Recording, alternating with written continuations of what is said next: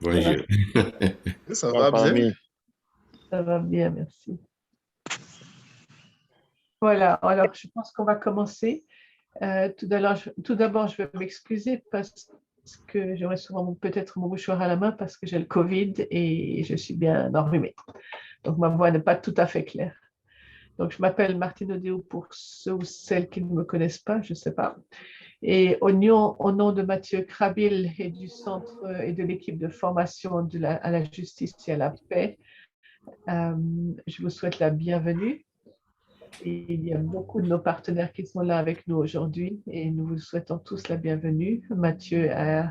Est occupé à un autre programme et il ne pouvait pas venir, il nous rejoindra un peu plus tard. Donc, tous les amis de tous les quatre coins du monde que je vois depuis l'Est, depuis l'autre côté de l'Atlantique jusqu'à enfin, tous les pays que vous représentez, vous êtes bienvenus. C'est notre joie de vous rencontrer. On va commencer par la prière. Et puis après, je vais juste présenter un peu le fonctionnement de ce webinaire. Et puis, on va passer la parole aux participants. Donc, prions ensemble.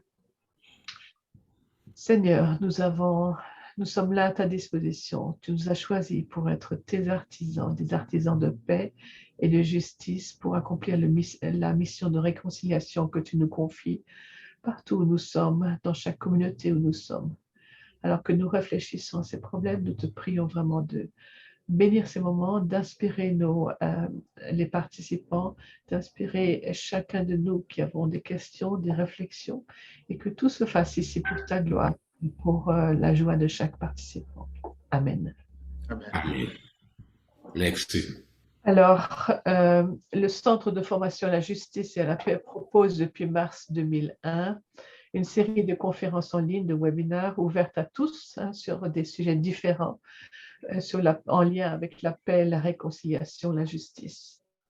Et ces conférences constituent la première étape à la réalisation des diplômes de maîtrise et de doctorat que nous sommes en train de mettre en place. Le mois dernier, nous avons abordé le sujet de l'indifférence ou de l'engagement dans la transformation des conflits en Afrique avec le docteur Patrice Barr. Et comme exemple, nous essayons vraiment dans cette conférence de réfléchir au récit biblique et au rôle du médiateur et de la résolution des conflits. Sur le problème logistique, vos micros sont coupés en principe afin de minimiser les interruptions. Mais nous vous demandons par contre de poser vos questions dans le chat, dans la boîte de dialogue et de discussion à côté.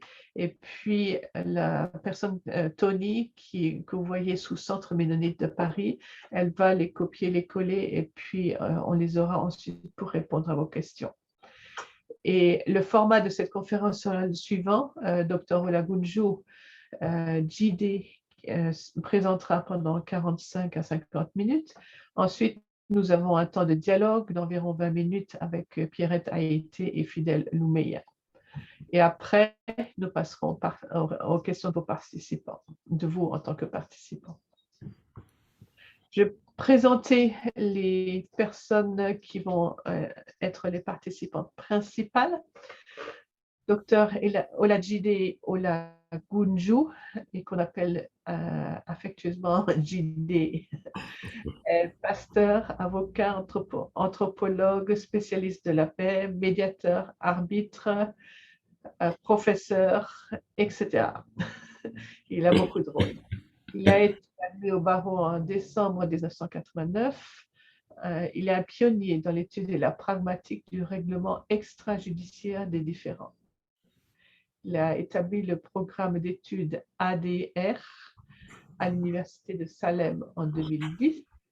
Il est un professeur adjoint à Bakke Graduate University. Et puis, il est spécialisé en résolution des conflits et ses recherches actuelles portent sur la relation entre le droit, la pauvreté et les conflits. Merci. Il est l'auteur de plusieurs livres sur les études sur la paix, la résolution des conflits, l'anthropologie juridique et l'anthropologie culturelle. Son livre « Comment résoudre un conflit » est maintenant publié en plusieurs langues. Il vous en dira plus après. Je vais présenter maintenant Dr Ayité Abli Pierrette, épouse Begré, que j'ai eu le plaisir de connaître pendant assez longtemps. Ivoirienne, pasteur, directeur de la CIL en Côte d'Ivoire, présidente fondatrice de l'ONG Aire Blessings, enseignante à l'Institut supérieur de théologie d'Abadjine Doumé, qui est l'Institut méthodiste de formation missionnaire de Dabo.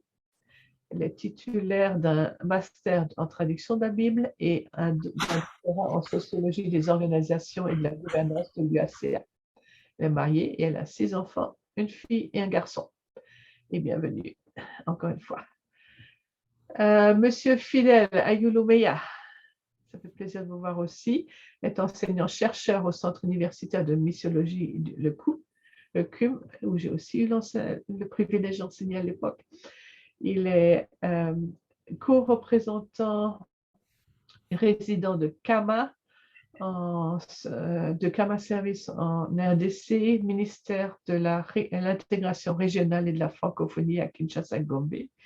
Il est co-mandataire de l'État congolais. Il est aussi auteur de 3 livres et de 3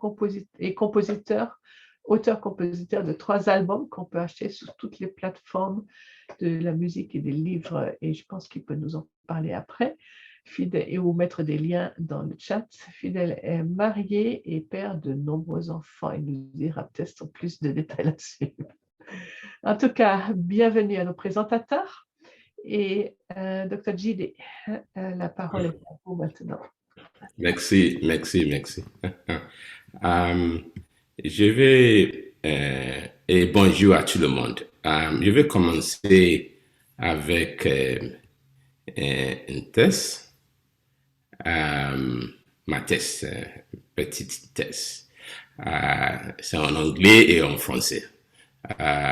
Donc, je vais lire parler aujourd'hui en français, mais vous pouvez, les anglophones peuvent toujours lire en anglais.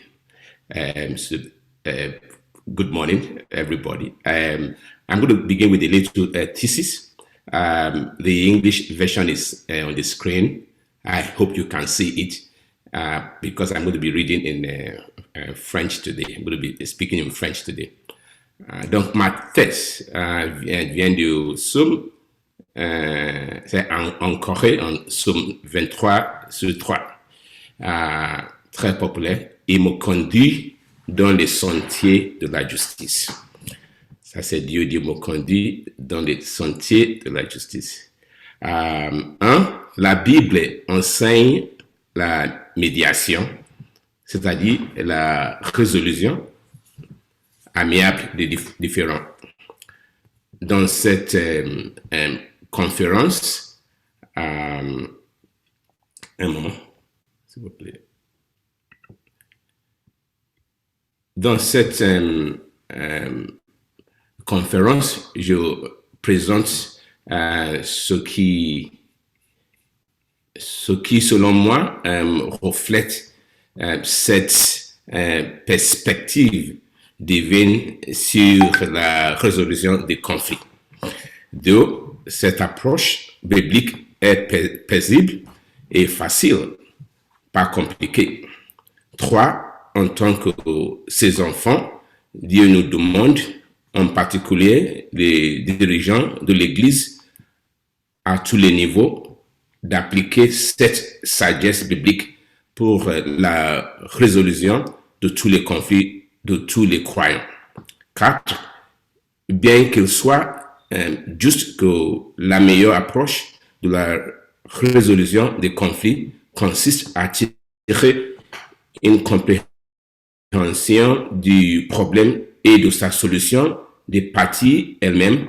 Il existe des conflits qui ne répondent qu'à l'intervention politique et à la réforme du droit, car ces conflits sont eux-mêmes des créations de la politique et la loi. 5. Il apparaît alors qu'il y a au moins 2 modèles de résolution de conflits. Un interne à des partis, l'autre excelle à eux. Cependant, il n'y a qu'une approche à tout conflit. Et c'est comprendre sa racine pour trouver sa solution. À la fin de ma présentation, je donne un exemple pour chaque type de conflit basé sur mon travail au Nigeria, à la fois en tant que conseiller en la résolution de conflits auprès du gouvernement et sur mes recherches pendant 40 ans, touchant à l'intersection du droit, du développement et des conflits. Donc, bienvenue à tout le monde. Welcome. Maintenant, je vais présenter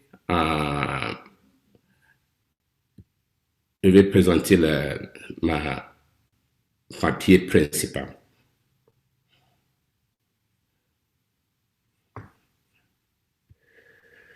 Bon, encore, c'est et en anglais et en français.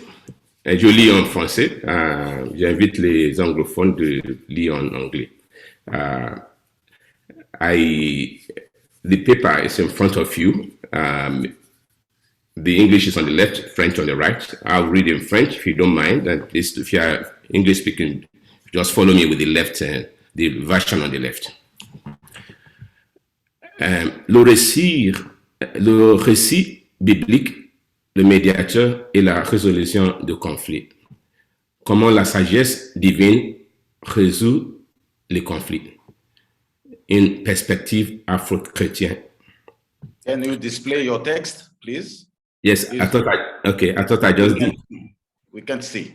Oh, pardon, merci. Hein. Okay.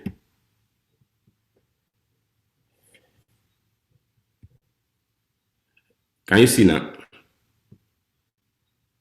Yes, yes. Merci. Donc, le titre encore, c'est le récit biblique, le médiateur et la résolution de conflits.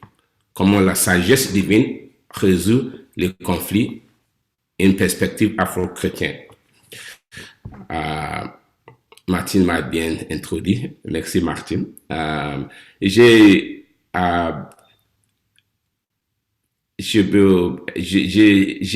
un texte, encore un texte de la Bible, de Proverbes pour commencer. Proverbes 9.1. Parce que je crois que ça donne un très bon sommet de tout ce que je dis aujourd'hui. Ça c'est la sagesse a bâti sa maison, elle a taillé ses 7 colonnes. La sagesse a bâti sa maison, elle a taillé ses 7 colonnes. En tant qu'introduction, quel est le but de cette conférence? C'est premièrement pour nous rappeler que le conflit n'est qu'un défi qui arrive à tout le monde. Il inclut Dieu, comme nous voyons dans la confusion de Genèse 1 à 2. Lisons. Au commencement, Dieu créa les cieux et la terre. La terre était informée et vide. Il y avait des ténèbres à la surface de l'abîme. Donc, comme l'apôtre Paul l'a bien capturé, le conflit est une chose commune à tout le monde. Il dit en 1 Corinthiens 10 sur 13a, « Aucune tentation ne vous est survenue qui n'était humaine. » Deuxièmement, cette conférence vise à nous faire savoir que la résolution de conflits commence par le déploiement de la lumière divine et de la sagesse divine. C'est ce que Dieu lui-même a fait en Genèse 1, 2 à 4. Disons, la terre était informée et vide. Il y avait des ténèbres à la surface de l'abîme. Et l'Esprit de Dieu se mouvait au-dessus des eaux. Dieu dit que la lumière soit. Et la lumière fit. Dieu vit que la lumière était bonne. Et Dieu séparait la lumière d'avec les ténèbres. Jésus explique cette lumière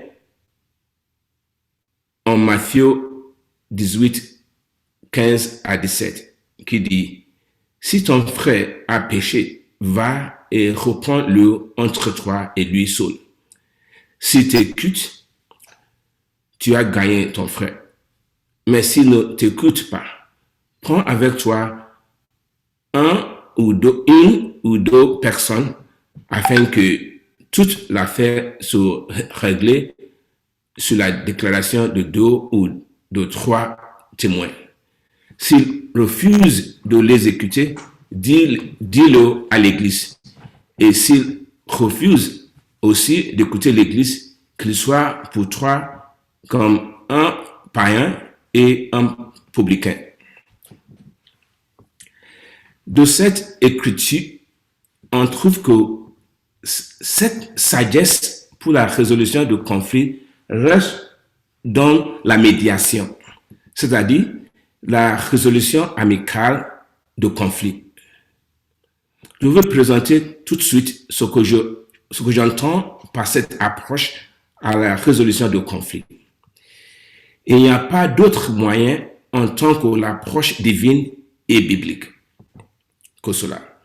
Même si, et quand l'Église use l'arbitrage, comme on a vu en Acte 15, sous l'affaire de la circoncision de nouveaux chrétiens grecs, le but n'est jamais pour condamner des personnes en conflit, mais d'établir l'unité ecclésiastique et, je crois, l'amour fraternel.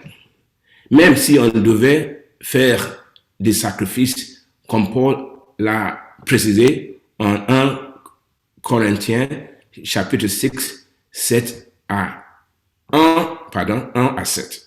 Lisons. Quelqu'un de vous, lorsqu'il a un différend avec un autre, ose-t-il plaider devant les injustes et non devant les saints? Ne savez-vous pas que les saints jugeront le monde? Et si ce n'est pas vous que le monde est jugé, êtes-vous indigne de rendre les moindres jugements? Ne savez-vous pas que nous jugerons les anges? Et nous ne jugeons pas, à plus forte raison, les choses de cette vie. Quand donc vous avez des différends pour les choses de cette vie, et ce sont des gens dont l'Église ne fait aucun cas que vous prenez pour des juges. Je le dis à votre honte. Ainsi, il n'y a parmi vous pas un seul homme sage qui pourrait prononcer entre ses frères. Mais un frère plaide contre un frère, et cela devant des infidèles. C'est déjà un défaut chez vous que d'avoir des procès les uns avec les autres. Pourquoi ne souffrez-vous pas plutôt quelque injustice? Pourquoi ne vous laissez-vous pas plutôt dépouiller? Comme la sagesse divine résout des conflits, c'est une question. Comment la sagesse divine résout des conflits? Comme nous avons déjà vu, la première activité de Dieu, dès qu'il créait le monde, était la résolution des conflits. Vois Genèse 1, 1 à 3. Cela signale l'importance du travail du médiateur. En effet, Dieu précisément appelle le médiateur son enfant. Vois Matthieu 5 sur 9. Comment savoir si la sagesse divine est impliquée dans une médiation? Dieu dit que sa sagesse est paisible. Vois Jacques 3, 17 et Somme 85 sur 8. J'ai commencé mes études en médiation il y a 27 ans en Angleterre, alors que je n'étais pas chrétien. C'est alors que j'ai écrit 2 livres, tous 2 publiés en 1998, dont le premier a été nommé livre de référence pionnier en matière de résolution alternative des conflits au département de droit commercial de l'école de droit nigériane, le même année. Mais le modèle là que j'avais appris en Angleterre, un modèle que je crois est le modèle central occidental, ayant des échos frappement africains, était difficile en son application. J'avais l'idée qu'il met le poids et la pression de résoudre un conflit sur le médiateur qui l'applique. Quand je suis devenu chrétien, Dieu m'a enseigné une nouvelle approche à partir d'inspiration sortant de deux adages Yoruba qui disent Are Majakosi et Ajamarekosi. Il signifie avoir de relations sans de conflit est impossible. Et avoir de conflit sans une relation est impossible. J'interprète ça pour signifier que le moteur de la vie sociale humaine est le conflit. Le moteur de la vie sociale humaine est le conflit. La théorie de la résolution de conflits qui découlait à partir de cette inspiration est le sujet de cette conférence aujourd'hui. Ce modèle que je crois est holistique et divin est paisible parce qu'elle met la responsabilité principale dans la résolution de conflits sur les partis et pas sur leur médiateur. Ce qui fait que le médiateur reste comme il faut, c'est-à-dire un facilitateur et promoteur de la volonté des personnes en conflit vis-à-vis la résolution de leur conflit. Mon modèle est encapsulé dans les 7 secrets de la résolution effective de conflit, qui est le chapitre 10 de mon livre intitulé Comment résoudre un conflit.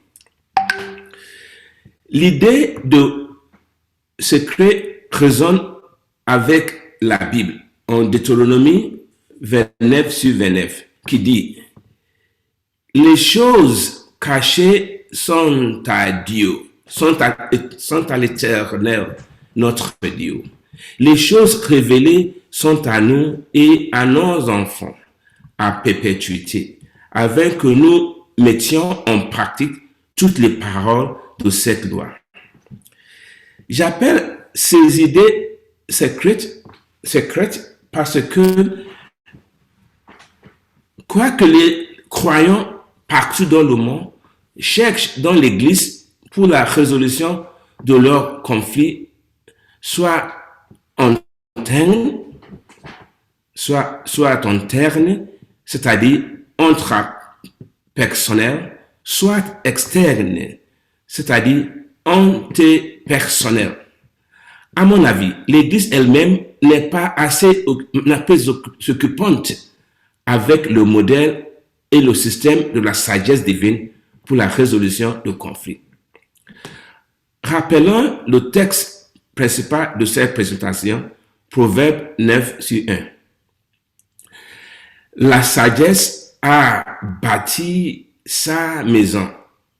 Elle a taillé ses 7 colonnes.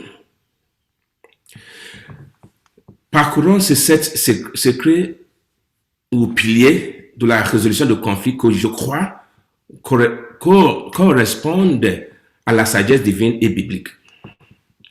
1. Secret numéro 1. La philosophie de conflit. Mon texte pour le premier secret ou pilier dans la résolution de conflits, c'est Osée 4/6, lisant: Mon peuple est détruit parce qu'il lui manque la connaissance. Puisque tu as rejeté la connaissance, je te rejetterai et tu seras dépouillé de mon sacerdoce. Puisque tu as oublié la loi de ton Dieu, j'oublierai aussi tes enfants. Afin de réussir dans vos efforts de résolution de conflits, il est utile et même crucial d'opérer à partir d'une philosophie de conflit, d'une perception de ce que signifie le conflit. Cela garantit un succès dans la résolution des conflits qui est unique et que vous pouvez toujours rappeler et dupliquer dans diverses situations de conflit. Alors, quelle est votre philosophie de conflit, mes sœurs et mes frères? Que signifie conflit pour vous? Comment percevez-vous le conflit? Afin de développer une philosophie de conflit, j'ai examiné 3 mots: qui, pourquoi et quoi. Qui sont les personnes que nous verrions en conflit? Pourquoi ces personnes entrent-elles en conflit? Quoi? Qu'est-ce qu'un conflit? Je place la dernière question, qu'est-ce qu'un conflit, en dernier lieu, parce que je suis d'avis que si vous sachiez qu'ils engagent dans un conflit et pourquoi ils s'engagent dans un conflit, vous sauriez mieux ce que signifie conflit. Vous serez en mesure de développer une perception riche de conflit. Vous auriez une forte philosophie de conflit. Alors, qui sont les personnes que vous voyez en conflit? Si je vous pose la question, qui voyez-vous en conflit? J'imagine très bien que vous citeriez tous ou quelques-uns des cas suivants comme des personnes que vous avez vues en conflit. Membres de la famille, des couples, voisins, amis et connaissances, collègues, communautés, nations, employeurs et salariés, locataires et propriétaires, prestataires de services et leurs clients, les entreprises et leurs clients, étudiants et professeurs. Vous pouvez ajouter à la liste ci-dessus des personnes en conflit. Si je vous exige ensuite d'examiner de près les parties dans chacun de ces cas, vous serez en mesure de trouver un mot qui décrit les personnes qui s'engagent en conflit. Il s'agit très probablement du mot relation ou d'un mot similaire. Ce que vous verrez si vous reculez un peu et regardez les personnes en conflit, c'est que les personnes en conflit sont des personnes en relation. Derrière chaque conflit se cache une relation entre les parties en conflit. Personne n'est jamais en conflit avec des étrangers. Personne n'est jamais en conflit avec des étrangers.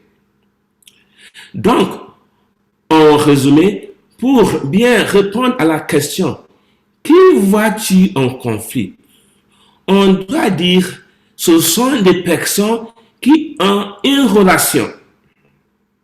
La relation peut ne pas être apparente, mais pour qu'il y ait un conflit, il faut qu'il y ait une relation. Nous ne sommes pas en désaccord si nous n'avions pas convenu. Nous nous désengageons pas si nous étions pas engagés. Nous ne nous séparons pas dans le cas où nous étions jamais rencontrés, physiquement ou autrement. Et l'accord est une belle chose. S'engager est une bonne chose. La rencontre est une belle chose. Bref, une relation est une belle chose. C'est une chose de joie et de fête. La rencontre n'est pas mauvaise en soi. S'engager avec les autres est ce qui fait ressortir le meilleur de notre patrimoine commun et notre humanité. Ainsi, derrière le conflit, un phénomène que les gens sont venus à considérer à tort comme négatif est une chose positive. L'interaction humaine et la relation humaine. Le conflit est l'interaction humaine et la relation humaine. Cela donne au conflit une nouvelle perspective, sa véritable perspective. Le conflit révèle une relation qui naît l'activité, le mouvement, le progrès et le développement. Une conscience profonde du fait que les parties en conflit sont des personnes dans une relation est la première étape majeure vers le développement d'une philosophie de conflit. Et cette prise de conscience affecte instantanément notre façon de penser au conflit. Cette idée d'identité, d'unité entre conflit et relation résonne beaucoup dans les affaires de Dieu avec son peuple, surtout d'Israël. Examinons quelques-uns.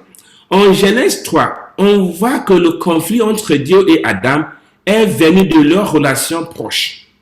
En Genèse 4, nous voyons que le conflit entre Caïn et Abel venait de leur fraternité. Le conflit qu'amenait Dieu à prononcer la limite de la vie de l'homme à 120 ans venait de leur relation de créature et créature. Voir Genèse 6, 1 à 7. Et c'est ainsi partout dans les Écritures. La relation mène au conflit. Pourquoi les gens entrent en conflit?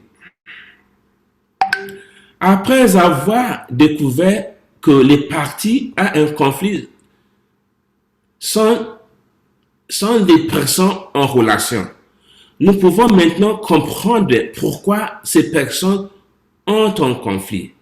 Mais afin de bien comprendre pourquoi les gens ont un conflit, nous devons revenir au concept de relation. Pour comprendre pourquoi il y a un conflit, nous devons d'abord comprendre pourquoi il y avait une relation en premier lieu. Parce que avant le conflit, la relation existait déjà. Quel était le but de la relation en conflit? Des relations sont basées sur des besoins. Des relations sont basées sur des besoins. C'est-à-dire que les gens nouent des relations pour répondre à un besoin. Un exemple simple est un couple. La femme a des besoins que seule sa rencontre, son engagement et sa relation avec l'homme pour combler. Et vice-versa. Leurs besoins mutuels et particulier les rapprochait. De même, dans toutes les autres relations, vous pouvez juste titre dire qu'il existe un besoin auquel la relation répond. Après avoir établi que leur relation originaire avant le conflit existait pour répondre aux besoins des parties individuelles qui sont maintenant en conflit, nous pouvons plus facilement voir la raison du conflit. Le conflit occure lorsque les besoins d'une ou plusieurs des parties dans une relation ne sont plus satisfaites. Les conflits protestent contre les besoins non satisfaits. Et une relation qui continue de répondre aux besoins des parties dans la relation ne peut pas entrer en conflit. Le quoi? Qu'est-ce que le conflit? Qu'est-ce que le conflit? Nous avons déterminé que les parties à un conflit sont des parties dans une relation. Nous avons également déterminé que ces parties utilisent le conflit pour protester des besoins non satisfaits dans la relation. Nous pouvons maintenant répondre plus aisément à la question « Qu'est-ce qu'un conflit ?» Une réponse qui nous donne à la fois une riche appréciation de ce qu'est le conflit et nous aide à développer une propre philosophie de conflit. D'après nos conclusions jusqu'à présent, nous pouvons plus facilement définir que le conflit est une situation dans laquelle les besoins des parties dans une relation ne sont pas satisfaits. Le conflit est une situation dans laquelle les besoins des parties dans une relation ne sont pas satisfaits. De l'analyse ci-dessus, nous pouvons voir que le conflit lui-même n'est pas mauvais, mais simplement symptomatique. Les parties servent au fond pour se dire que les choses se sont effondrées. Le centre ne tient plus. Le conflit est un avertissement signalant l'effondrement de l'ancienne relation pour être incapable de répondre aux besoins pour lesquels la relation existait. Le conflit est un signal pour une nouvelle relation, ou mieux dit, la guérison de la relation en conflit. Certains voudront peut-être faire valoir que cela pourrait en fait être un signal pour mettre fin à la relation.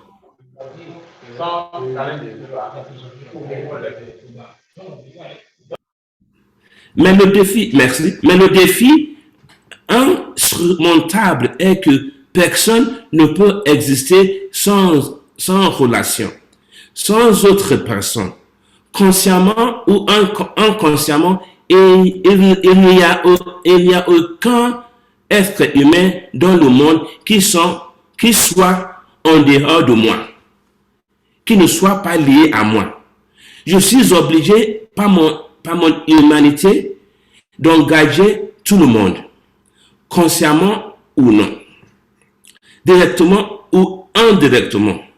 Les gens se rapportent avec moi, qu'ils soient près de moi ou loin de moi, que je puisse les voir ou non. La relation est le fardeau de mon humanité, de votre humanité, de toute l'humanité. Et surtout quand c'est avec des gens que j'ai connus intimement ou vaguement, alors je dois voir le conflit avec eux comme la nécessité d'un réarrangement conscient de nos relations. 2. Secret numéro 2.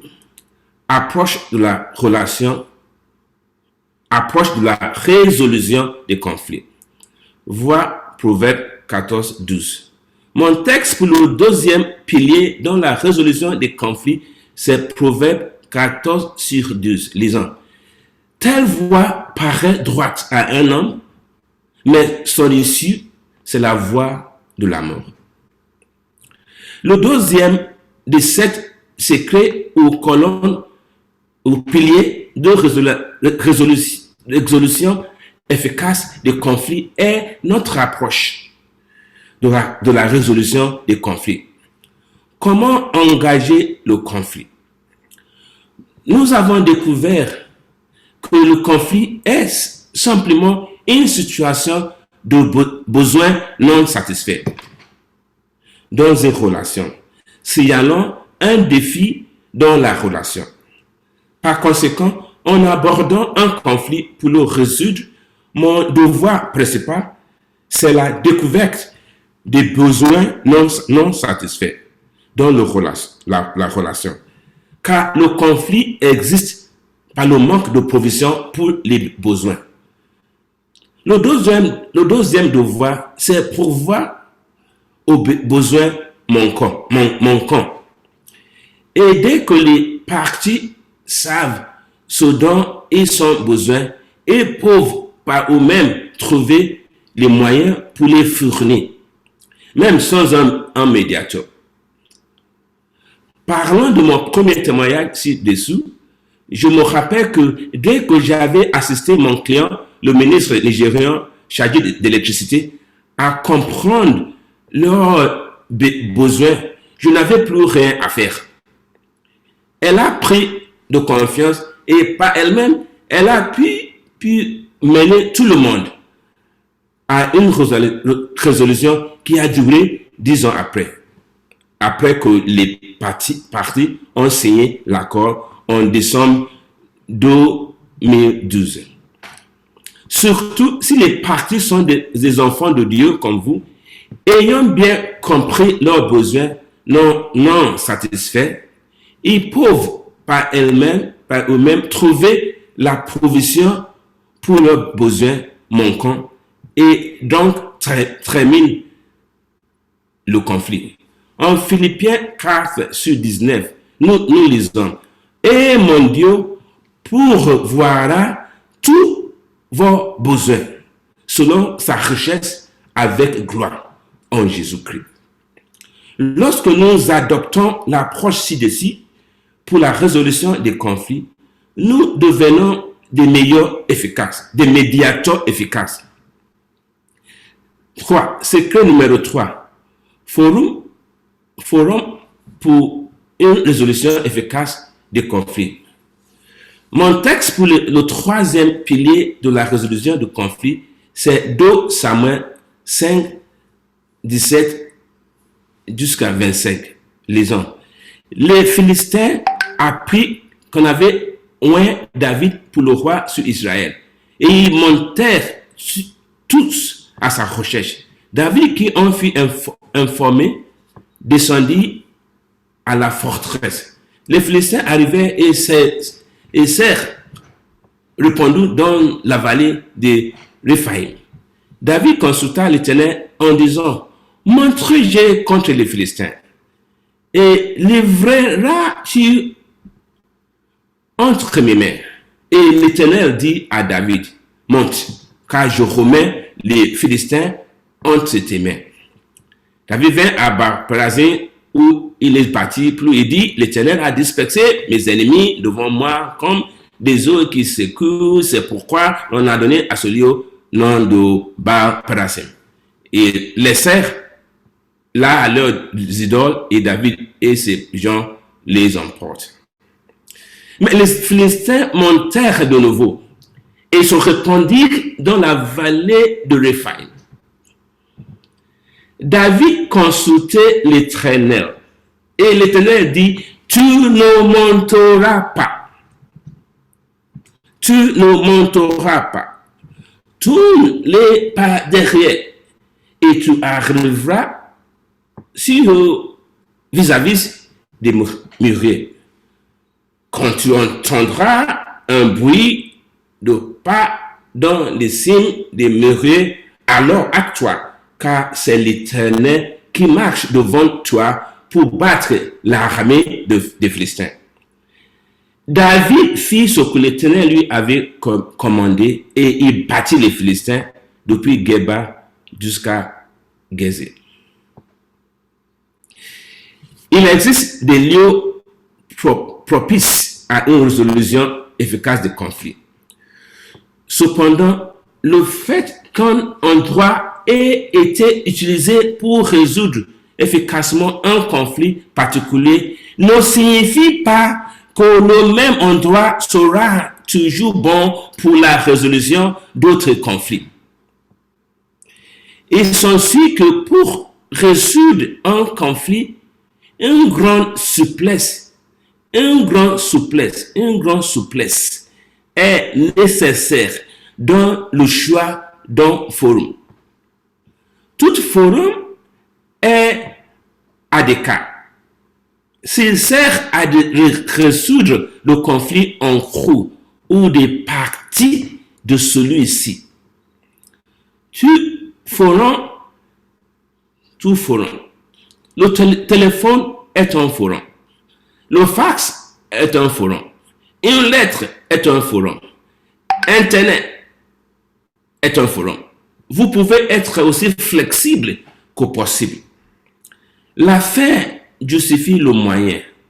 Ne restez pas donc dans votre bureau ou votre domicile pour résoudre un conflit si votre bureau ou votre domicile n'est pas un bon forum pour la résolution de conflits particuliers ou des parties de celui-ci. Peut-être que vous progressez au restaurant ou lors de cette rencontre fortuite dans les toilettes. De même, le forum n'est pas insuffisant simplement parce qu'une partie est absente. Pourquoi ne pas commencer par celui qui est présent? Pourquoi ne pas utiliser le téléphone pour l'absent? Pourquoi ne pas faire la navette de l'un à l'autre pour progresser? Personne ne s'intéresse aux moyens que vous utilisez pour arriver à une résolution efficace des conflits qu'ils recherchent auprès de vous. 4. Secret numéro 4. Règle de base pour la résolution des conflits. Mon texte pour le 4e colonne ou pilier ou secret de la résolution de conflits, c'est Matthieu 22, 36 jusqu'à 40. Lisons. Maître, quel est le plus grand commandement de la loi? Jésus lui répondit, tu aimeras le Seigneur ton Dieu de tout ton cœur, de toute ton âme et de toute ta pensée. C'est le premier et le plus grand commandement. Et voici le second, qui lui est semblable. Tu aimeras ton prochain comme toi-même. De ces deux commandements dépendent de toute la loi et des prophètes. Alors, il est vrai que pour obtenir des résultats dans la résolution des conflits, une grande flexibilité est requise. Cependant, cela ne signifie pas l'anarchie. Il existe 3 règles de base pour une résolution efficace des conflits. 1. Règle de base numéro 1. Confidentialité. La règle de base numéro 1 pour une résolution efficace des conflits est la confidentialité. Vous ne pouvez pas faire de progrès significatifs sans l'assurance de votre part et de celle de toutes les parties que le processus de résolution du conflit est absolument confidentiel.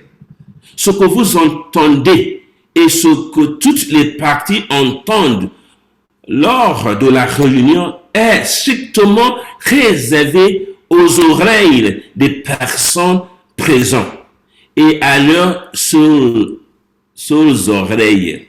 Cela peut être difficile dans les conflits multipartites, où il y a beaucoup de monde.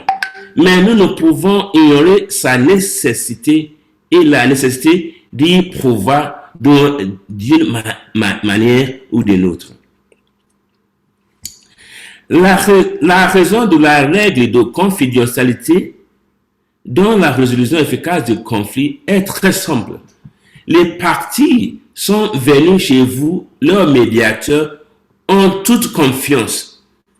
Ils vont partager avec vous des confidences, non parce que vous êtes leur confesseur, mais parce que vous avez besoin de ces secrets pour aller à la racine du problème qu'ils vous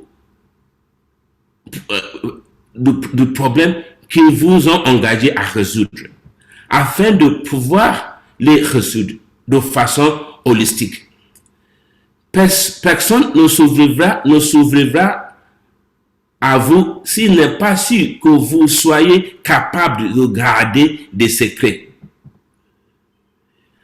À un moment donné, les parties ne s'ouvriront pas complètement, sauf à vous seuls, lors des sessions de caucus, auxquelles nous avons fait allusion en parlant du forum et dont nous discutons à nouveau sur le 5e secret de résolution efficace des conflits.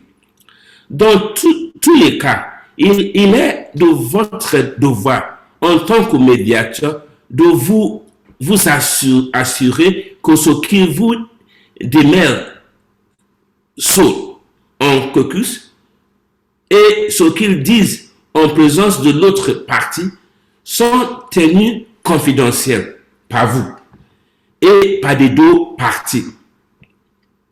Votre devoir est de leur faire connaître cette règle de base dès le début et de leur rappeler au fil du temps. Il est également de votre devoir d'être sensible à un moment où les parties souhaitent une séance de caucus avec vous, lorsqu'elles ne sont plus à l'aise de continuer en public. Le public ici étant bien sûr l'autre côté, l'autre partie.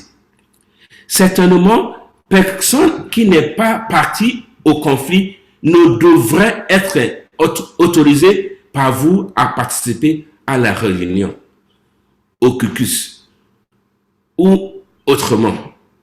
Nous devons cependant garder à l'esprit que le terme partie, pardon mon appellation, le terme partie dans la résolution efficace des conflits est un terme flexible. Les parties sont toutes les personnes qui peuvent contribuer à la résolution de conflits en cours. Docteur Djité, juste pour vous interrompre, vous avez environ une dizaine de minutes encore. Ok, alors je vais laisser quelque part de ma présentation. Merci, Martine. Merci. Ça c'est 2. Règle base numéro 2. L'écoute empathique. La règle de base numéro 2 pour une résolution efficace des conflits est l'écoute empathique. Dans tous les ateliers sur la résolution efficace des conflits, je demande aux participants de se pincer les oreilles. Alors, tout le monde, je vous invite de vous pincer les oreilles, s'il vous plaît. Avant de continuer, je les prononce alors médiateur initié. Alors, comme vous avez pincé vos oreilles, je vous déclare tous médiateurs initiés. Je pense que l'outil le plus important pour une résolution efficace des conflits est la paire d'oreilles. Néanmoins, je ne parle pas seulement des oreilles physiques qui ornent nos têtes. Il y a une oreille interne, le cœur. C'est ce que le cœur entend, les parties qui déterminent si oui ou non une résolution efficace des conflits est atteinte. Mais le cœur ne peut pas entendre si nous n'écoutons pas, si nous parlons. C'est pourquoi nous lisons dans la Bible en Jacques 1, 19. Sachez-le, mes frères bien-aimés, ainsi que tout homme. Sois prompt à écouter, lent à parler. Parfois, un médiateur suppose à tort que son statut de médiateur le rend capable de résoudre tous les conflits, d'avoir des réponses à tous les problèmes. Cependant, la vérité est que la seule valeur unique des bons médiateurs est qu'ils prêtent leurs oreilles. La vérité est que la seule valeur unique des bons médiateurs est qu'ils prêtent leurs oreilles. Les partis sont venus chez vous parce qu'ils ne peuvent plus entendre. Ils ne vous utilisent que pour se parler. Ils n'ont pas besoin que vous leur disiez quoi faire. Leur relation les uns avec les autres est bien plus à même de leur apprendre ce qu'ils doivent faire sans vos conseils. Par conséquent, un bon médiateur garde son opinion pour lui-même et trie à la fois le vrai problème et la solution de l'intérieur des parties elles-mêmes. Comment? En les écoutant et en fermant sa bouche. Le bon médiateur ne célèbre que ce que disent les parties. Il n'accorde pas autant de poids à ce qui sort de sa propre bouche. Je vais au troisième parce qu'il n'y a pas de temps. Vous pouvez lire, on vous a donné une copie, vous pouvez obtenir une copie, une copie de la présentation. Deuxième règle de base numéro 3, courtoisie. La règle de base numéro 3 est la courtoisie. Le médiateur doit veiller à ce que la résolution des conflits, tout en créant de place à l'expression la plus complète des émotions et de l'esprit des parties, ne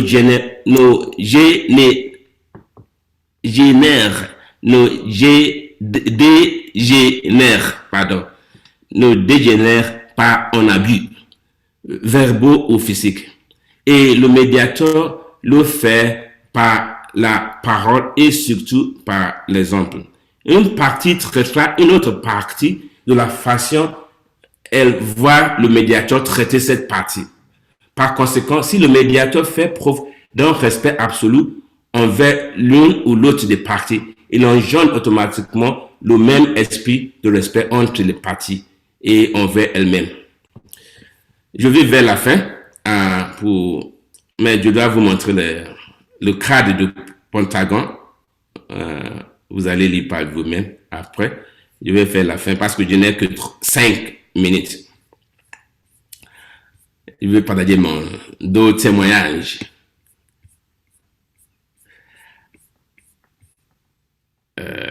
Soixante-deux.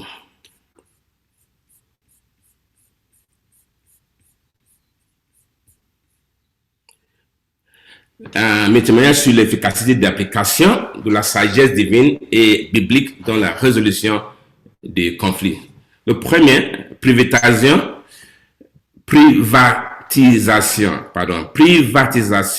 de l'électricité au Nigeria. En 2012, j'ai conseillé le Nigeria sur la résolution d'un conflit national. J'ai appliqué le modèle que je viens de partager avec vous. En 2005, le gouvernement fédéral à Abuja avait décidé par législation de vendre la plupart de la compagnie qui s'occupait de l'électricité. jusqu'à 2012, il n'arrivait pas à la vendre comme envisagé. Le syndicat de l'industrie l'a opposé, une vive opposition. Alors le gouvernement fédéral m'a invité et désigné conseiller spécial en gestion du travail et des conflits. Le ministre du tutelle m'a donné 2 semaines pour étudier la situation, pour pouvoir offrir mon avis. Après 2 semaines, je lui ai donné mon conseil. Heureusement, 1 semaine ensuite, le conflit était résolu comme je vous ai rencontré plus tôt. Alors, le gouvernement pouvait vendre les aspects de production et de distribution de l'entreprise. Donc, en 3 semaines de ma arrivée à Abuja, appliquant cette approche que vous avez entendue, le besoin du gouvernement depuis 5 ans était réalisé. Le besoin du syndicat de l'industrie aussi d'avoir une juste résolution des conséquences et des défis de refroidissement de la privatisation de leurs industries était également atteint. La résolution venait de plusieurs des colonnes de résolution de conflits que nous avons déjà discuté. Le premier, c'était la philosophie de conflit. Le premier pilier de la résolution de conflit. Ici, je mettais accent sur la relation étroite entre le président du pays et le syndicat. Une relation basée sur leurs besoins autour de la provision de l'électricité. Pour le président, étant que président, il devait fournir de l'électricité aux citoyens. Mais techniquement, pour achever son devoir au pays, il devait dépendre sur les membres du syndicat de l'industrie de l'électricité. Ils sont ceux qui comprennent comment opérer des moteurs et des autres équipements qui assurent la production et la distribution de l'électricité. Donc, le président devait tenir la main des membres du syndicat pour pouvoir fonctionner en réalité. Je suis arrivé à Abuja en novembre, l'accord était signé en décembre, le mois suivant. Ce qui m'intéressait en réfléchissant sur l'histoire, c'est qu'avant m'arriver, beaucoup d'experts étaient intervenus dans la dispute, sans succès. Le défi, à mon avis, c'est qu'ils n'appréciaient pas où mettre l'emphase, c'est-à-dire sur la relation entre les 2 parties en dispute, le gouvernement et le syndicat. Deuxièmement, j'ai mis en jeu aussi les 5e et 6e piliers, c'est-à-dire la fondation et le bâtiment de résolution de conflit, précisément la 9e et 10e étape du bâtiment de résolution de conflit. En fait, si les partis et leurs anciens experts savaient mon approche à la résolution de conflit, ils n'auraient pas besoin de mon intervention. Mais je vais m'arrêter là parce que c'est déjà là. Martin, merci. Que Dieu vous bénisse tous. Merci beaucoup, Dr. Djidé. C'est vraiment très passionnant et on pourrait rester encore un peu plus longtemps. En tout cas, félicitations pour tout ce travail. Merci. Et maintenant, j'invite Dr. Haïté et notre frère Dr. Fidèle à intervenir et poser des questions à notre présentateur.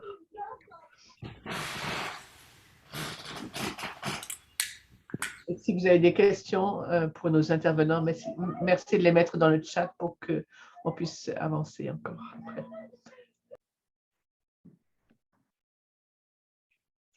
Je veux dire merci à Dr. Olajide. Okado. Thank you so much. Merci. C'est avec beaucoup de plaisir que j'ai parcouru le document. Je l'ai parcouru, reparcouru. Et j'avoue que le texte de Proverbes chapitre 9, verset 1 a eu un nouveau sens à travers ce travail, le récit biblique, le médiateur, la résolution des conflits. Comment la sagesse divine résout les conflits, une perspective afro-chrétienne. Ça a été une découverte pour moi. Et j'ai appris aussi le Yoruba. Je vais essayer de prononcer les deux adages pour voir si je suis dans le droit. Aremaja Kosi. Avoir une relation sans conflit est impossible. Et Adjama Rekosi. Avoir un conflit sans une relation est impossible. Pour dire que, effectivement, si on part sur la base du qui, du pourquoi et du quoi, mais en répondant d'abord à ces différents points que le docteur a donné, a produit, on aboutit au fait réellement que c'est la relation qui permet ou qui est la base, qui est le lit du conflit. Sans relation, ça c'est ma conclusion à moi ici, sans relation, pas de conflit. Imaginez quelqu'un qui est sur une île, il n'y a personne à côté de lui, eh bien il n'aura pas de conflit. Et comme Dieu lui-même a déjà montré qu'il faut insérer dans le conflit tout ce qu'il y a comme lumière, comme cohésion à travers le texte de Genèse, chapitre 1er. Je remercie le docteur pour ces différents piliers qu'il a appelés entre griffes secrets. Et je voudrais surtout m'attarder sur le pilier secret numéro 2. Comment aborder le conflit? Comment aborder le conflit? Je voudrais que le docteur puisse encore nous permettre de creuser sur la base donc de Proverbes chapitre 14, le verset 12, comment aborder le conflit. Et puis ensuite, j'aurai deux autres questions à lui poser. Je vous remercie.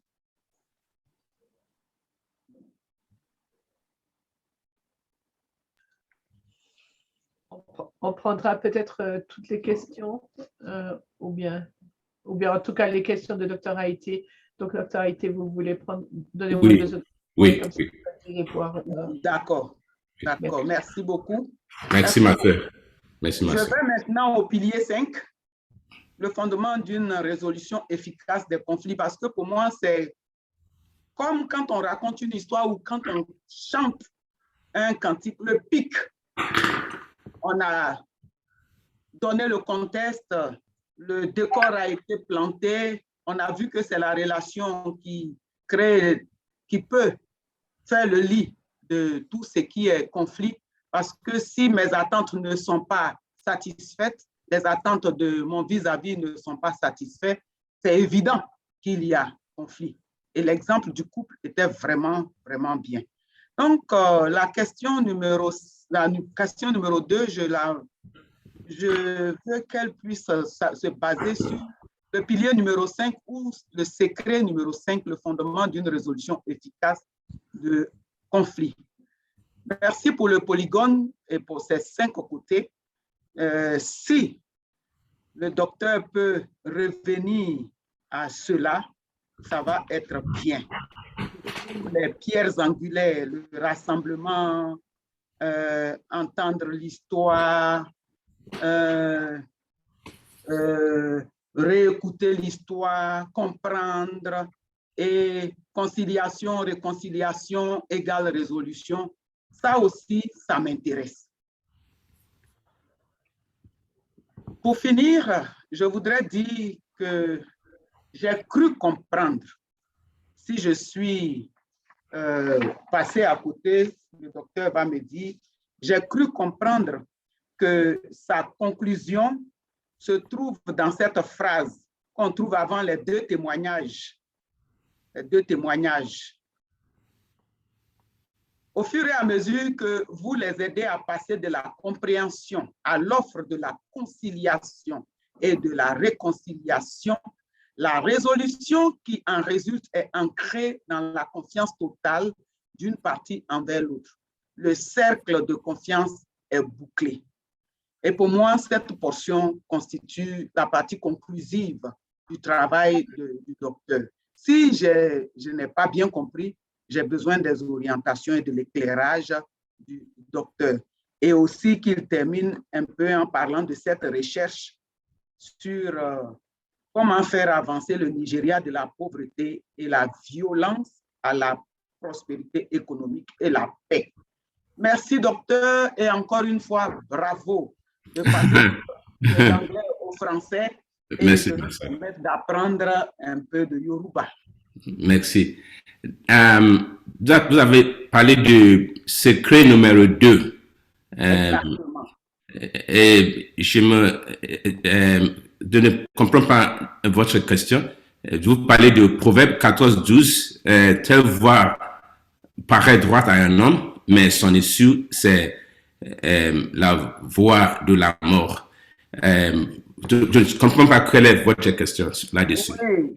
Comment, pour vous, comment est-ce qu'on doit aborder le conflit concrètement? Parce que je vois ici 2 points: découvrir les besoins non satisfaits et Yes. pourvoir aux besoins manquants.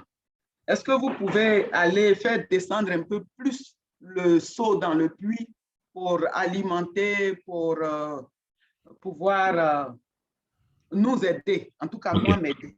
Ok. Merci. Donc, ma soeur Aïté parle de secret numéro 2, approche de la résolution des conflits.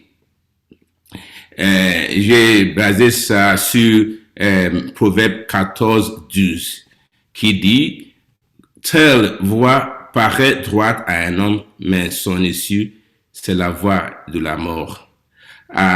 Et j'explique que quand en tant que conflit, dès qu'il y a un conflit, il faut savoir que c'est une relation.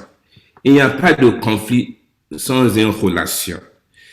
Le conflit n'est pas le problème, n'est pas ton problème, n'est pas votre problème, n'est pas leur problème.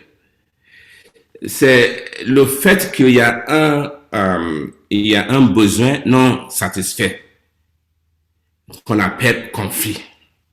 C'est simplement ça. Donc, si on veut résoudre un conflit bien, il faut savoir principalement quel est le besoin, quels sont les besoins non satisfaits. Dès qu'on sache les besoins non satisfaits, on a résolu la plupart des problèmes. Parce que quand on pourvoit pour le besoin là, le conflit disparaît. Mais la deuxième tâche, c'est comment pourvoir pour un besoin. Et j'ai dit que si je suis un médiateur, parce que les stratégies que je partage, vous pouvez les utiliser dans un conflit entre vous et une autre personne. Vous n'avez pas toujours de médiateur. Donc, je dis que dès qu'on comprend les besoins non satisfaits, entre les parties eux-mêmes, elles peuvent essayer, travailler pour comprendre et s'éduquer comment pourvoir pour ce besoin-là. On n'a pas besoin de médiateurs au moment-là. On peut dire au médiateur, vous pouvez aller, on va résoudre des choses. Donc, ça c'est pour le deuxième, deuxième secret. Pour le cadre, je vais montrer le cadre sur l'écran. Pardon qu'on n'a pas pu je vais partager le cadre. C'est le cadre dont ma soeur Haïti vient de parler. C'est la fondation de la résolution de conflits. Et il y a 5 angles, il y a 5 pierres angulaires. D'abord, le rassemblement, le rassemblement ici à gauche en bas. Et puis, entendre, c'est le 2. 3, réécouter. 4 comprend et 5 résolutions. Pour le rassemblement, c'est où vous attirez les parties à vous-même en tant que médiateur. Quelles sont les choses que vous devez faire pour que les parties sentent à l'aise avec vous? Parce que s'ils ne sont pas à l'aise avec vous, ils n'arrivent pas à vous dire dont vous avez besoin pour savoir leurs besoins non satisfaits. La tâche principale de médiateur, c'est de savoir les besoins non satisfaits. Pardon, le besoin non satisfait. Mais si vous les avez bien rassemblés à vous-même, donc vous les avez dans votre cœur, et commence automatiquement à parler. Ça, c'est le deuxième, entendre. On va vous dire tous. S'ils sont à l'aise avec vous, on va ouvrir leur bouche et vous parler. Le deuxième, il paraît que c'est les deux parties qui parlent, mais ça n'est pas vrai, c'est une seule partie. Mais la manière dont vous les engagez, on va penser que ce qu'on dit, ça c'est la partie va penser que ce qu'il dit ou ce qu'elle dit est très important à vous. Donc elle va s'ouvrir plus, elle va vous dire tous. Mais on répète la même chose avec l'autre partie. Ça, c'est réécouter 3. On dit réécouter parce que un bon médiateur voit l'histoire comme une histoire, pas deux histoires. Et ça, c'est important psychologiquement, parce que ça affecte la manière dont vous les engagez. La quatrième, c'est comprendre. S'ils sont bien assemblés à vous, si vous avez bien entendu, si vous avez bien écouté, vous allez bien comprendre. Comprendre quoi? Comprendre les besoins non satisfaits. Il ne faut pas jamais oublier ça. C'est toujours comprendre les besoins non satisfaits. Et puis, dès qu'il y a compréhension dans la chambre, vous voyez une conciliation. Ça commence avec une partie et l'autre partie répond. La réponse, c'est la réconciliation. Et quand vous agitez conciliation à la réconciliation, vous avez la résolution. Merci, Martine. Merci, Agité. Merci beaucoup, Dr. Jide. Et on va passer la parole maintenant à Dr. Fidel. Est-ce que vous avez des questions à poser au présentateur? Merci. Dr. Fidel, il faut activer votre micro, s'il vous plaît. Voilà. Merci. Ça va maintenant? Oui, ça va beaucoup mieux. Ok. Je dis bonjour au docteur Jide. Merci pour la présentation. C'est vraiment fabuleux de t'écouter et de voir combien de temps tu as mis pour la recherche et de trouver vraiment un contenu très approprié. Et puis, tu l'as bien présenté. On comprend que c'est ton domaine. C'est pas comme un débutant qui tâtonne. Une très bonne méthodologie jusqu'à la fin. J'ai beaucoup aimé la façon dont tu as sélectionné tes textes bibliques. C'est en fonction du titre que tu as donné. Je n'ai pas beaucoup de remarques à faire parce que c'était déjà bien préparé. Seulement 2 observations que je voulais faire et des remarques parce que les titres que tu as mis est un bon titre. Ça répond à beaucoup de besoins du temps actuel où le monde attend à ce que nous, Africains, qui allons étudier ailleurs, nous ne restons pas avec la dialectique de la science apprise ailleurs, mais nous trouvons un contenu africain dans ce que les autres sont en train de faire. Et ça, c'était là où j'ai trouvé ton titre très flatteur, sachant que tu es panafricaniste. Maintenant, là où tu m'as laissé, je voulais que tu continues avec les deux colonnes, les deux pensées africaines, parce que tu l'as cité, africaine Yoruba, au début, le proverbe, qui était une nouvelle leçon pour moi, et puis l'intersection entre le proverbe Yoruba et son équivalent dans l'entendement chrétien. Cette jonction-là, si tu dois réviser ton texte, quelque part, tu es resté seulement avec l'aspect chrétien de la résolution d'être médiateur.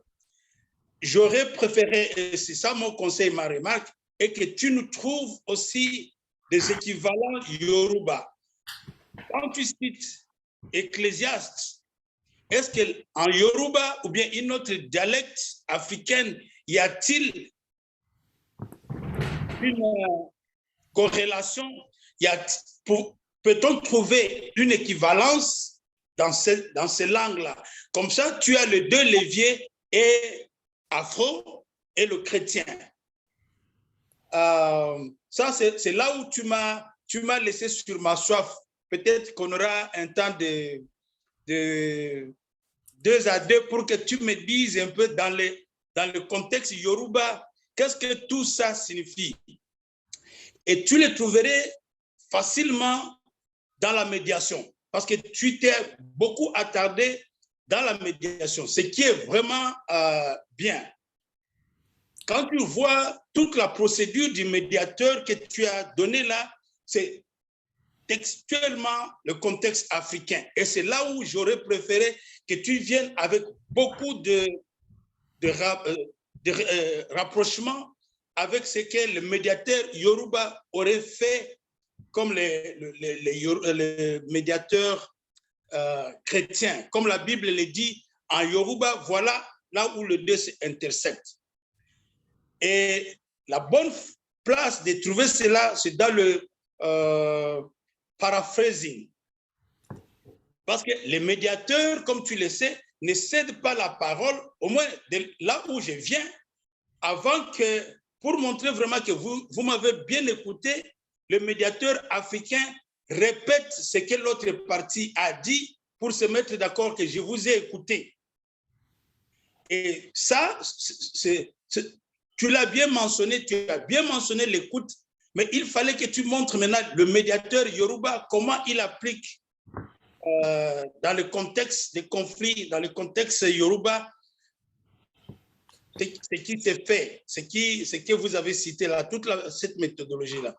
Mais en dehors de ça, en tout cas, j'applaudis la présentation et c'était révélateur pour nous tous qui perdons des fois la procédure du médiateur. C'était un rappel de nous dire, écoutez, même dans vos foyers, écoutez, quand j'ai lu, je me suis dit, oh, il m'a vu. Je ne suis pas bien à écouter.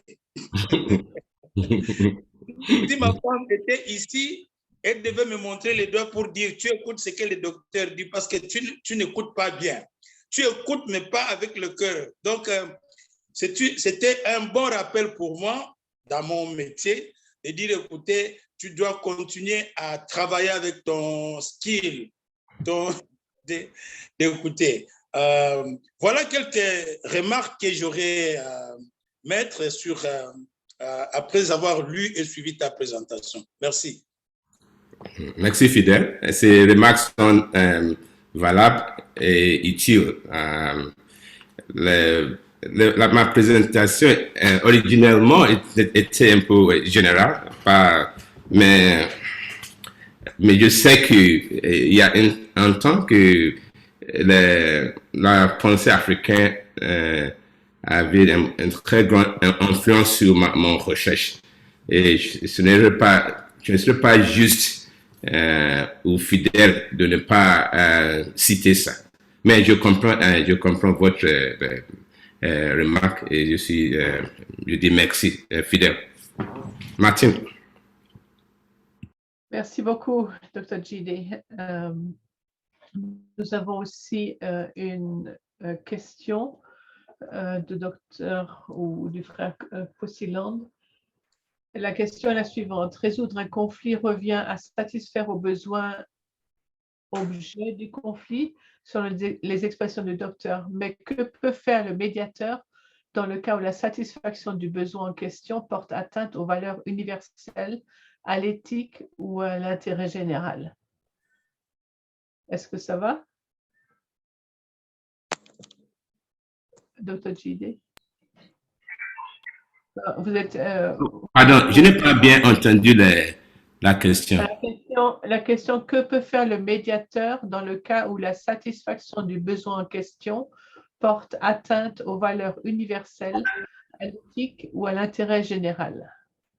Ah, ok. Voilà, ça c'est la première question. So, je crois qu'il y a une question sur la moralité ou l'éthique, c'est ça? Voilà. Dans le cas où la satisfaction du besoin porte Oui. atteinte, ça veut dire est contraire aux valeurs universelles, à l'éthique ou à l'intérêt général. Ah, ça c'est une très bonne question, très difficile. Je vais vous lire la deuxième question. Ok. Que doit faire le médiateur en cas d'échec dans la résolution? Et ok. puis la troisième question, c'est dans quelle mesure est-ce que le concept ou le vécu de l'arbre à palabre africain peut être une alternative africaine à la résolution de conflits?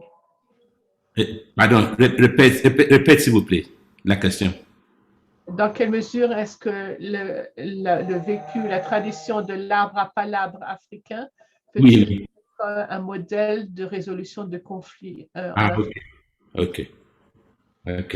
Merci. Pour la première question, c'est tout, Martine, c'est tout? Oui, c'est bien. Merci. Merci. Pour la première question, la médiation n'est pas une promotion de l'immoralité, mais ce qui est important, c'est que le médiateur n'est pas ce n'est pas l'affaire du médiateur d'enseigner les éthiques ou la moralité aux parties. Entre les parties, ils ont leur relation. Bon, si la médiation affecte ou dérange la moralité et de l'éthique, le médiateur pose excuse, ça c'est vrai, pose excuser, mais il faut savoir que ce n'est pas mon affaire ce qui se passe entre eux. Par exemple, si il peut s'agir de deux voleurs, deux prostituées, deux n'importe. Ce n'est pas pour moi de leur changer. Ce n'est pas en tant que chrétien, en tant que pasteur, après la médiation, avant la médiation, je peux prêcher à eux, je peux leur changer.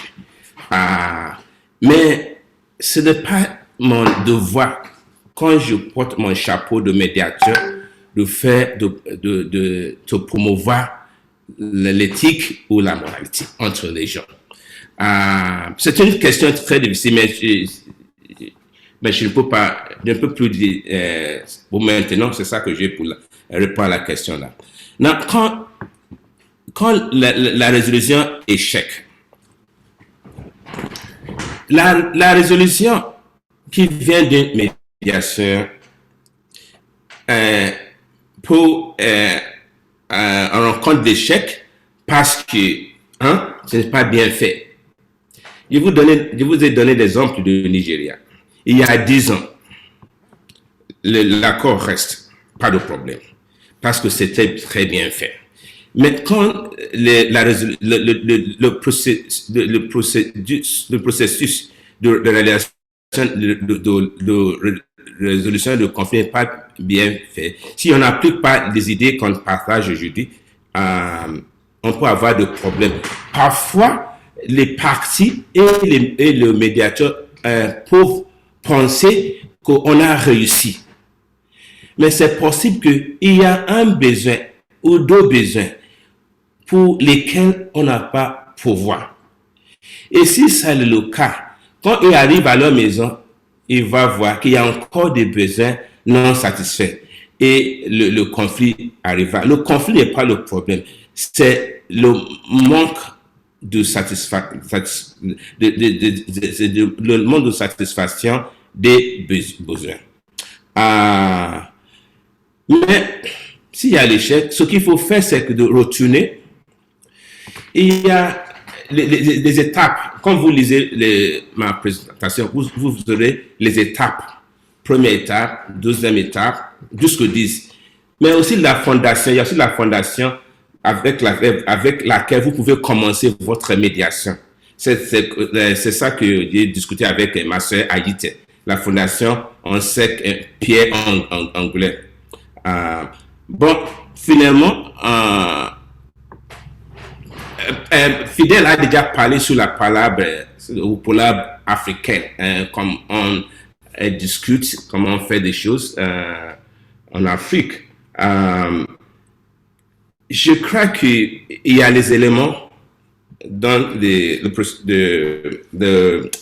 comment on dit, le procédure de résolution de conflit africain qu'on peut apprendre. Et j'ai appris beaucoup. Comme Fidèle a remarqué, j'ai appris beaucoup. Donc, c'est valable. Il faut maintenant traduire ça dans la situation contemporaine. Merci, Martin.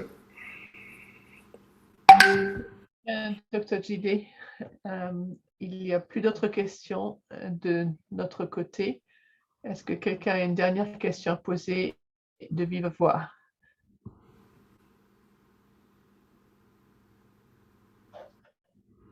Il n'y a plus d'autres questions.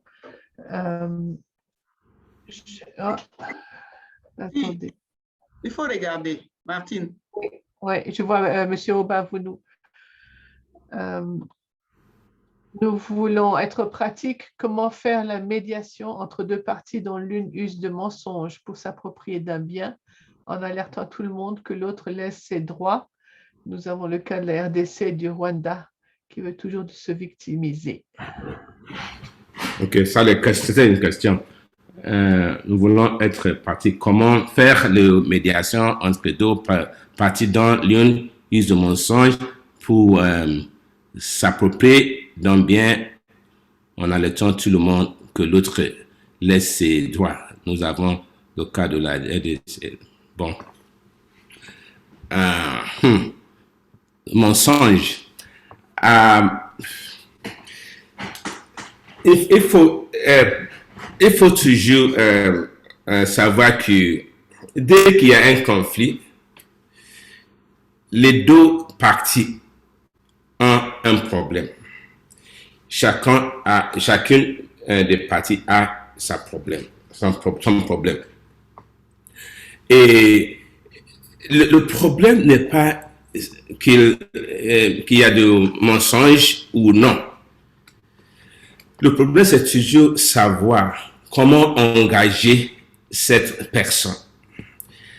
Ce n'est pas tout conflit que je dois me présenter comme médiateur.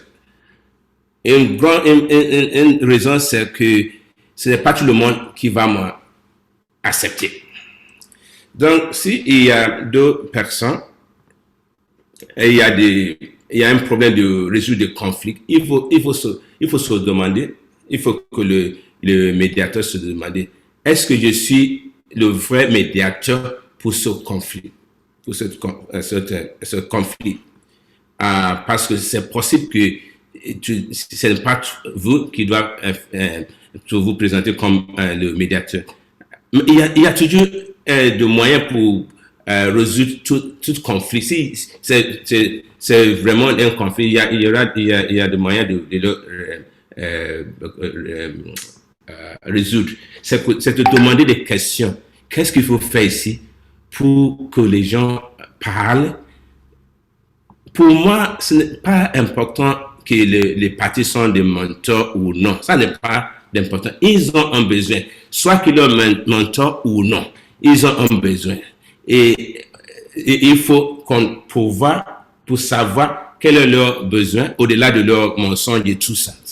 Les choses, et comme je l'ai dit, la médiation n'est pas une session de comme une conférence où on enseigne la moralité et tout ça. Ce qu'il faut toujours se demander, c'est que qu'est-ce qui se passe ici de niveau de cette relation? Est-ce qu'il y a une relation? S'il y a un conflit, ça signifie qu'il y a une relation. Qu'est-ce qui se passe au niveau de leur besoin?